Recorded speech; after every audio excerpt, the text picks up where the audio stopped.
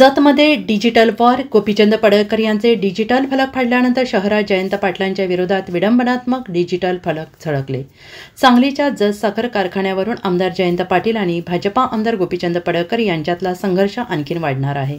कारण जत शहरामध्ये साखर कारखाना परत द्या अशा आशयाचे फलक जयंत पाटलांच्या नावाने विडंबनात्मक फलक शहरात लावण्यात आले आहेत. अज्ञातांकडून रातोरात भलामोठा डिजिटल फलक जत शहरातल्या चौकात लावण्यात आलेला आहे. यामध्ये जयंतराव तेवढा ढापलेला आमचा साखर कारखाना परत द्या बरं का असा मजकूर लिहित जयंत पाटील यांच्याबरोबर विशाल पाटील आणि विश्वजित कदम यांचे कार्टून देखील बनवण्यात आले आहेत.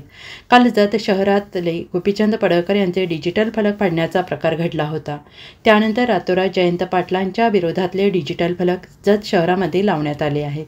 काही दिवसांपूर्वी जॉईंचे पाटील यांच्या राजाराम बापू पाटील साखर कारखान्याच्या नावावर राजे विजयसिंह डफळे साखर कारखाना असा डिजिटल फलक झळकवण्यात आला.